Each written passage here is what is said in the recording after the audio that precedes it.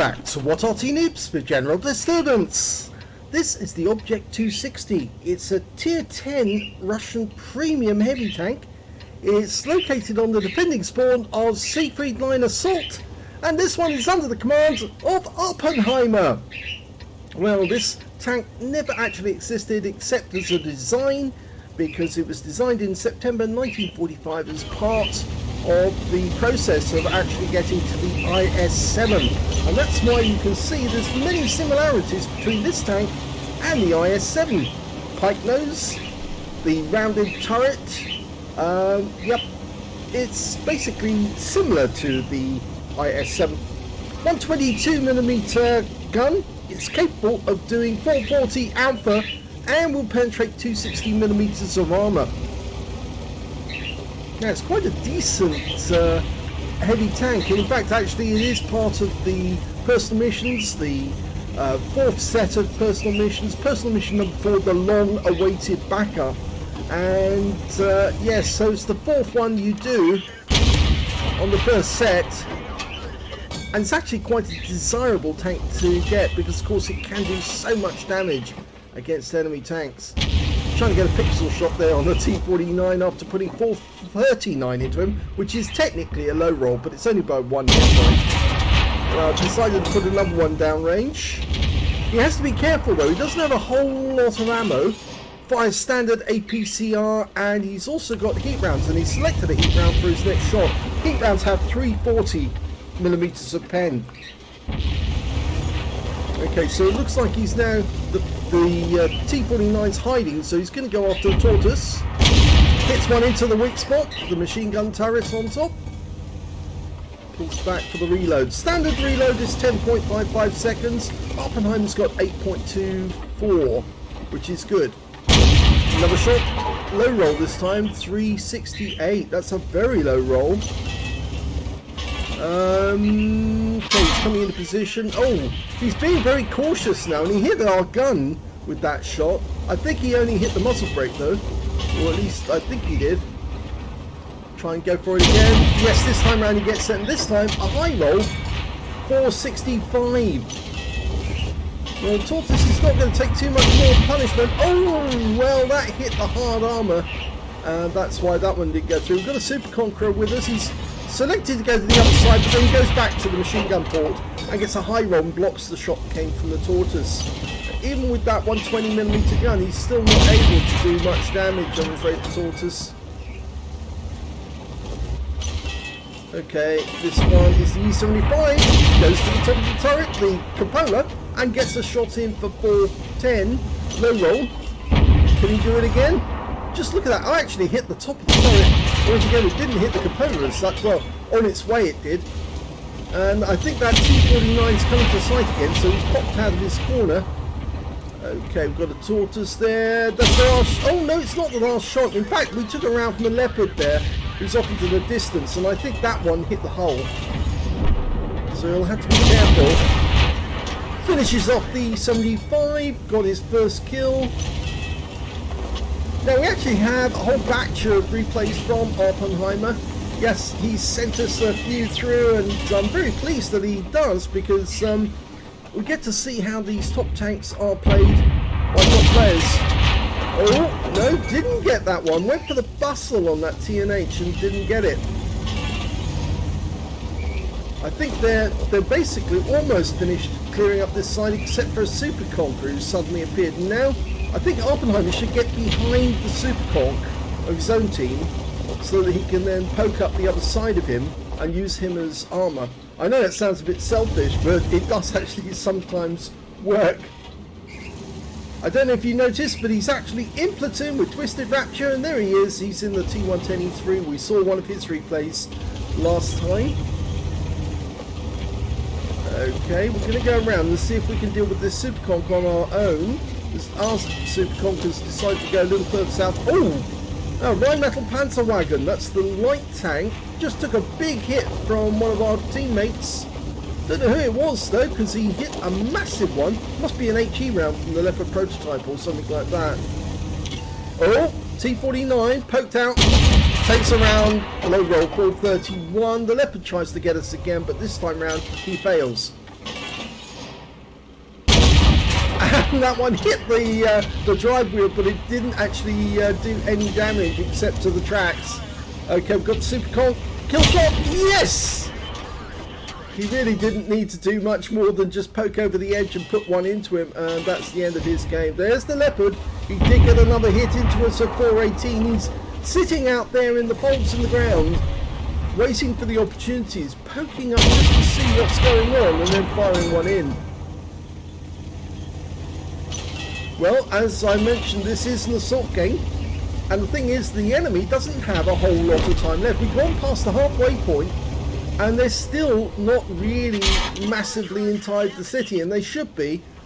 But we just took a round in the tracks from the Rhinocerente, and Awppenheimer's decided that the Leopard prototype and the Supercog can hold that side of the battlefield, whilst the Leopard 1 is sitting out in the bolts on the ground. And so he's come over here to try and deal with the guys who come into the south side of the city. And they're starting to make their way in. There's the Rhinocerente. Okay, Twisted Raptures. Oh, he hit the wall there, the building. But here we go, the I-7. Puts one into him for high roll for 447. Loading the APCR. Oh, now two enemies turn up at the same time. Rhinocerente takes one through his, not through the tracks. Well, it looked like he'd go through the tracks. Okay, Twisted Raptor making some way. 394 on the, well, it wasn't him actually, that was Twisted Raptor who put that one in, but, oh, we're still not loaded. And so we have to switch the SVB, who puts one into us, but we put one back, and it's a high roll for 467. Okay, we're going to try and go around the corner, but there's two tanks there, the Rhinocerente, and also, who else? Oh, it's the K91 PT. Twisted Rapture, well, he's got the armour to actually handle it, and now we're moving forward towards the Rhinocerente. Can we get the kill shot? Yep, there we go. So there's only 3 enemies left. Awppenheimer's got 3 kills, Twisted Rapture's got 4. So we're on for brothers in arms if both of us survive. Gonna go around the wreck. The enemy's getting desperate now. The Leopard 1's come in, the Rheinmetall Panzerwagen. There's the T-49. He just hit us in the gun, but it's not going to stop Awppenheimer finishing him off. Oh, he got a high roll but didn't finish him. But he'll just wait here a second and then put one into his turret. I think that guy's given up. How did that miss? That should have gone straight through his turret and it didn't. But we'll have another go. This time it will work. Yep. So that's 4 kills for each in the platoon. There's only 2 enemies left. The Panzerwagen and the Leopard 1. The Leopard 1's a good player. Unfortunately,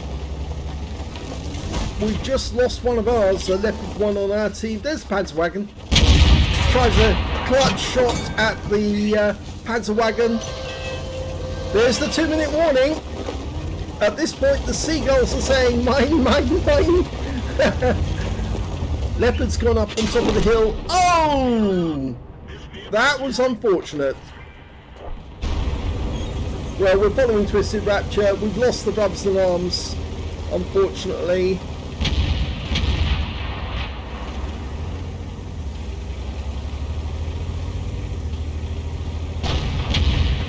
And that's the last kill of the game.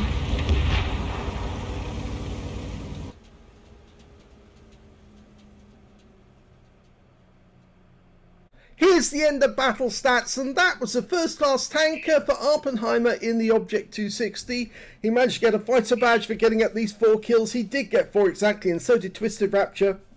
He also got a duelist for taking down 2 tanks who damaged him, a fire for effect for doing more damage than hit points to his own vehicle, and a bruiser medal for getting at least 5 critical hits. In fact, he got 10.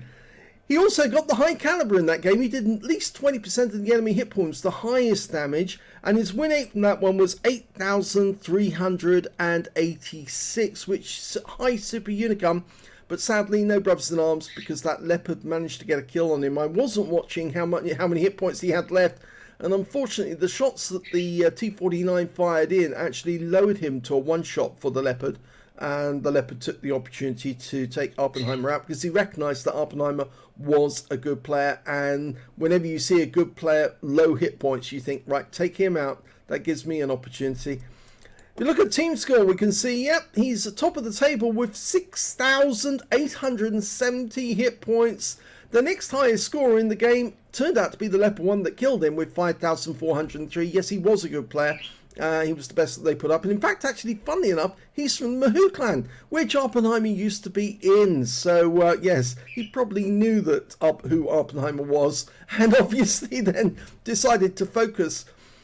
Twisted Rapture, well, he got 2,859 hit points in third place on damage in the T-10E3. So well done to him as well. Pity that it's no brothers in arms, but at least they did the most damage in the game between them. The platoon killed more than half the enemy team. When it came to kills, yep, the pair of them managed to get 4 kills apiece. The highest scorers, joint top. 3 kills went to the Object 432 on their team, who also picked up a Love Slayer's medal. And nobody on the enemy team managed to score more than 2 kills, and that was the Leopard 1, their best player. In fact, there's a whole bunch of enemy players who never got anything at all, really. No kills as such. But they did score some damage anyway. When it came to base XP, Awppenheimer's got that one, so technically he's got the top in all 3 columns. 1,295 went to Awppenheimer, 1,129 went to the Emil 2, and 1,067 went to Twisted Rapture in the E3. So yes, there was one other player who was playing up to scratch. Mind you, he was in the tier 9, and of course both Awppenheimer and Twisted Rapture were in tier 10s, so obviously he had an advantage because every tank he was hitting, every tier 10 tank, was giving him extra XP towards his total at the end. Awppenheimer fired 27 rounds in that game, got 23 direct hits and 18 penetrations. Damage of 6,870 hit points, of which 1,400 were at more than 300 meters. He received 15 hits from the enemy, only 6 of which actually penetrated, and 9 non-penetrations. 3,440 hit points of damage blocked by armor. 8 enemy vehicles were damaged, 4 were killed, 737 hit points of damage assistance. He earned 87,171 credits from the game, 21,793 from personal reserve, 65,000 for completing a mission, 173,964 credits for the total for the battle. But after repair, ammunition, resupply and consumables, and yes, he did fire some premium rounds, well, a few. He had to because he was up against tier 10s, and that meant that he actually ended up with only 4,344 credits profit. So I think it was the consumables more than anything, because yes, he did have to use premium, and using those large repair kits and first aid kits actually does cost you quite a bit. But then it does put the modules back into operation if you do get hit, so there is a good reason for doing it. He got 7 bonds because this is a tier 10, and 1,942 XP, 97 for this being a premium vehicle. You don't get much extra premium for this being a premium vehicle because it's a reward one, not a one you bought. 1,942 from personal reserves, and took away 3,982 experience points altogether. So the Object 260, let's have a look at the armor and the modules. Here's the armor profile on the live version for the Object 260. You can see it's got very, very heavy frontal armor. The front of the vehicle, 350mm at the turret there, you can see, which actually translates out with the angling of the armor on the turret, 423. Very, very strong. It's a pike nose, so obviously it's designed to deflect shells if you're looking directly at the enemy. But if you are, you're looking at 115mm of impacted armor with an effective armor of 282 because of the angling, and the same on the other side. The lower plate is also 150mm, and that's coming out at 285 or thereabouts. So if you try to hit this thing from the front, you are very unlikely to penetrate. The only weak spot really is that cupola, which is only 90mm, but it's such a small target to hit, and the effective armor actually comes out at something like 220, so very difficult to hit and very difficult to damage. The easiest way to penetrate a 260 is actually, if you're looking at it almost from the front, is to try and hit the plate when it's angled at you, so it turns flat. And at that point, it drops to 230, 232, thereabouts. So yes, an angled 260 can be penetrated. One from the front is almost impossible to penetrate unless you're using premium ammo, because otherwise you won't get through. You can see that there's a kind of angling here as well, designed to deflect shots that are coming in sideways, and they'll just bounce into the down into the tracks. So difficult to penetrate from the sides as well. And you can see here 15 centimeters again, but it's coming out at about 210. Even the turret is strong. This is an incredibly difficult tank to take down without premium ammo. About the weakest spot is the rear, which you'd expect. 70 centimeters at the rear. 70 centimeters? No, it's 70 millimeters of armor at the rear, coming out at about 100. Rear of the turret is 100 millimeters, coming out about 120. And just behind the gearbox, again, 70 millimeters there, but down below. So it's a very difficult tank to take down from the armor version. You can see where the driver's port is there. Effectively, that comes out at 45, but very difficult to put a shell in there, because especially if this gun is actually angling at you, that gun itself is going to be going in front of the driver's port, making it very difficult to actually get a shot in to hit the driver's port and through into the vehicle. Let's have a look at the modules. Okay, well, the modules, we've got the driver up front, as we would expect, because that's where the viewports are. He's got a fuel tank right to his left as we're looking at it. And in fact, there's two big ammo racks that run right down the sides of the vehicle. Remember, the armor is 15 centimeters here, so it's got adequate protection. And the shells, if they do come in, are more than likely going to bounce. If you do manage to penetrate through the sides, then obviously you want to get those ammo racks. On this vehicle, we've got the gunner on the left-hand side with the tank commander directly behind him, and he's got the radio on his side as well. There, you can see them. The loader is on the right-hand side, the standard configuration we have it nowadays, and he's got a massive ammo rack in the bustle of the turret. At the back, we've got the engine sandwiched between two fuel tanks, with the transmission right at the very rear of the vehicle. So very difficult to take down this tank, and you have to use premium ammo some of the time. In fact, before the Object 279, this was one of the tanks that you didn't really want to come across if you could, because you'd have to get the premium ammo loaded and start hitting those weak spots as much as you can, and you'd have to make sure that you aimed at spots where you could get the shell into the vehicle. Otherwise it was going to be a really hard day, and yes, you're probably going to lose. So that's the modules on the 260. So that's the first replay from Awppenheimer in the Object 260. A victory, but he did get a high caliber even though he died. Let's have a look at the second one. Well, actually, are we going to run the second one? Yes, let's have a look at the second replay right now.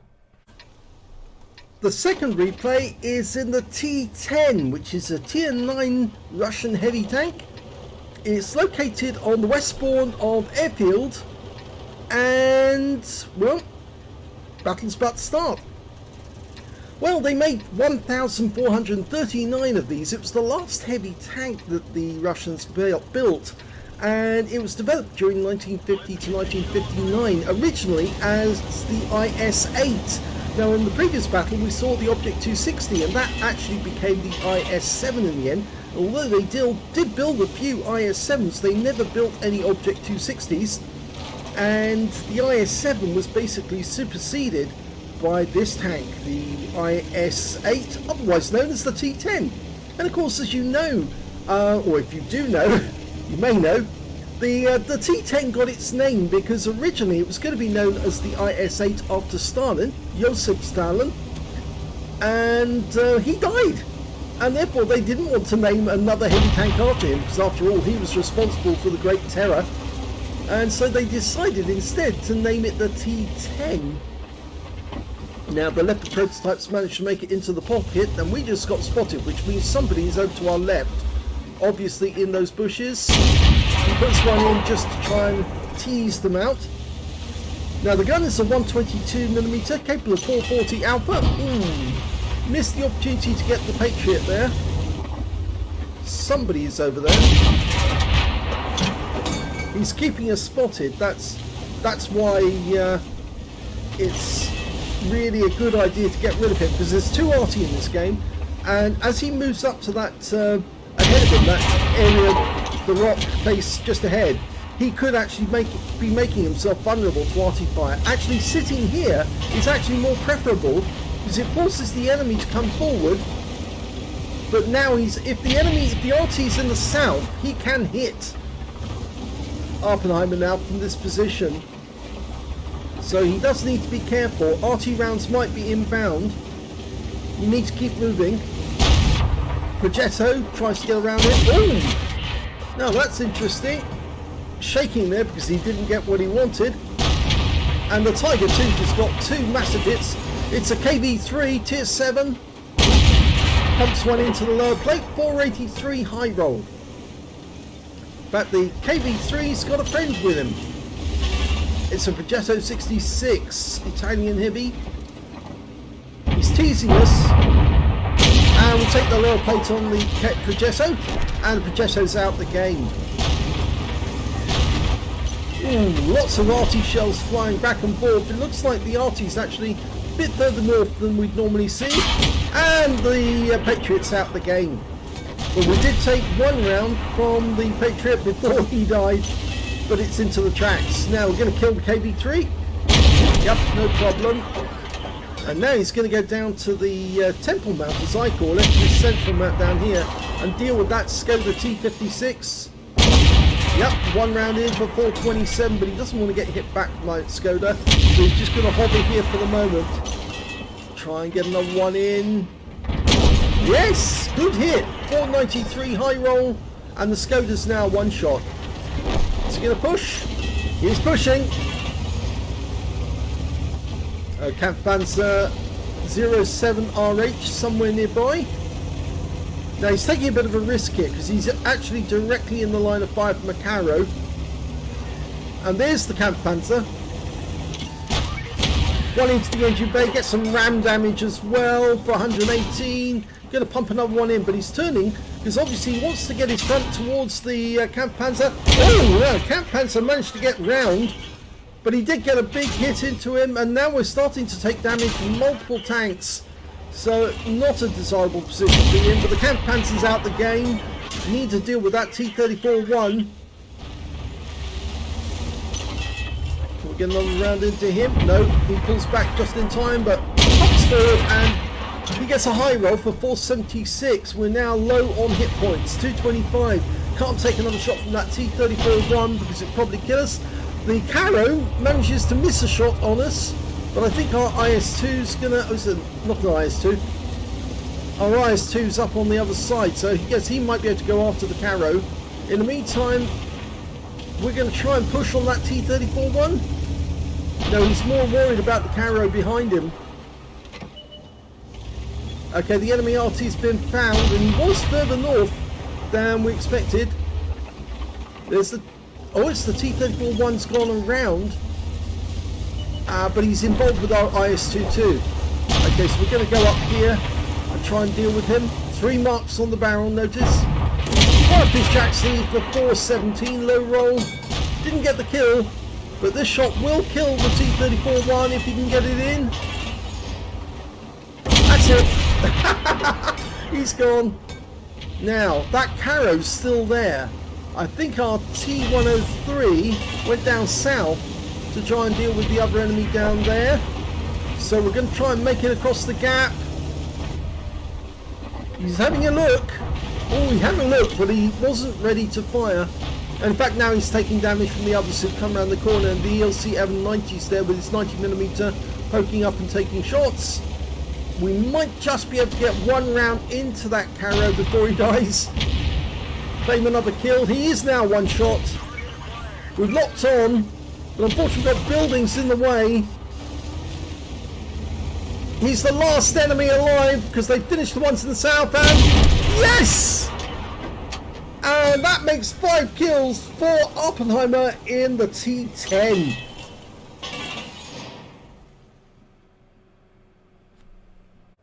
Here's the end of battle stats, and that was an ace tanker game for Awppenheimer in the T-10.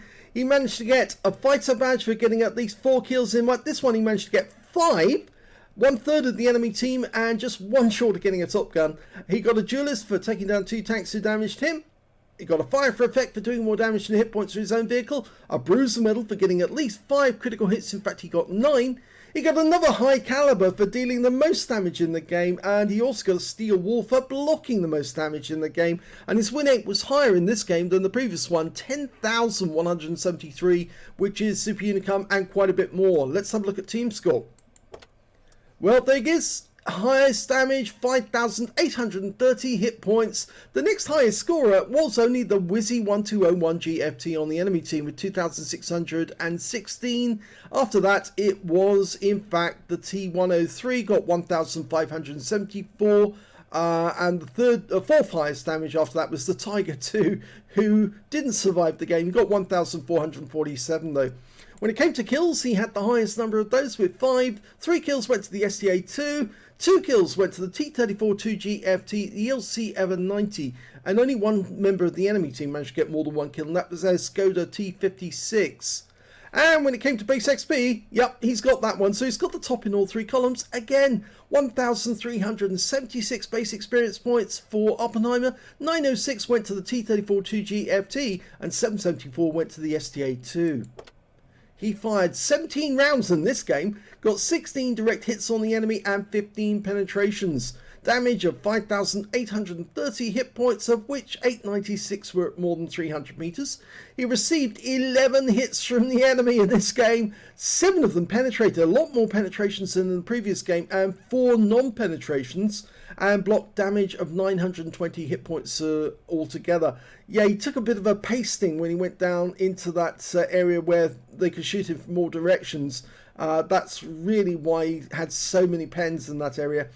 He spotted 1 enemy vehicle, damaged 8 of the enemy, killed 5, and did 330 hit points of damage assistance. He earned 80,069 credits from the game, 40,034 from personal reserves, 120,103 credits altogether, and after repair, ammunition, resupply, consumables, and far less premium ammo used in this one, 59,639 credits profit. 2,064 XP times 4 for the first victory, same again from personal reserves, and took away 10,320 experience points altogether. So the T10, let's have a look at this one from the armor perspective. Now remember, although it's actually designed after the Object 260 and the IS-7, because remember they were just post-war developments, just directly after the war, this tank, developed during the 50s, actually has less armor. You can see that it's only 120 millimeters on the pike nose, and on the lower plate you're looking at 120. It's coming out 197. Wargaming's put this into the game as a tier 9, but technically it should be tier 11, because it's a development after the IS-7 and the Object 260. But this was, as I said, the last heavy tank that the Soviets actually built before they started working on main battle tanks like the T-55 and the like, and building up from there, T-62, T-64, and then T-72 and so on. So it does have fairly thick armour on the front of the turret. You can see there, 220. It comes up to 240 there at the top near the mantlet, coming out at 386 with the angling. It's a nicely rounded turret, which actually makes it easier to deflect shots. There are some weak spots you can go for. There's the driver's hatch there, or driver's viewport, 60 millimeters on that one, comes out at 103. And there are cupolas on this one that you can hit, noticeably this one on this side. 102 millimeters impacted armor, comes out at 194. On the opposite side, 102 is what you're getting off it. So yes, it's because there's no viewports on that one. Anyway, if we look at the sides again, we can see, like in the previous ones, it's angled here, which means it deflects shots that are coming in directly horizontally. And if we look at the side of the vehicle, we can see it's spaced armor as well. It works out as spaced armor. So you're actually coming out at 196, even though it's effectively 80mm and 30mm for the spaced armour. So 80mm on the sides of the vehicle. There you can see if you fire between the tracks, you've got a much better chance of getting the penetration because it's only 80mm through. Hitting higher up, of course, means that you've got more armour to deal with because it's 120mm up here. Side of the turret 129, coming out at 143 or 148 with the angling. Rear of the turret is 90mm, effectively it's about the same, slightly more. Engine deck, we've got 16mm on the engine deck. So Arty, yes, you should be able to hit the engine deck of this one and penetrate it. And the rear of the vehicle, 60mm, effectively coming out the same. So really, if you want to pen this one from the front, either go for the driver's port there, or you can go for the roof of the vehicle there, 40mm thick there. You might be able to plop a shell in there and hit that and penetrate through, overmatch the armour, or you've got the cupolas there you can actually aim for instead. Let's have a look at the modules. Okay, driver up centre, and this time round, instead of having a fuel tank right next door to him, he's got ammo racks all the way around him. Both sides of him he's got an ammo rack, and then there's ammo racks in the sides of the vehicle like there is in the Object 260. We've got the gunner on the right hand side this time, and the tank commander again sitting directly behind him, so he's the one with the viewports on looking for enemy vehicles. Whoa. And there's the radio sitting right next door to him. Loader is on the left hand side of the vehicle this time, and yes, there is an ammo rack in the bustle as well as another one directly in front of the loader.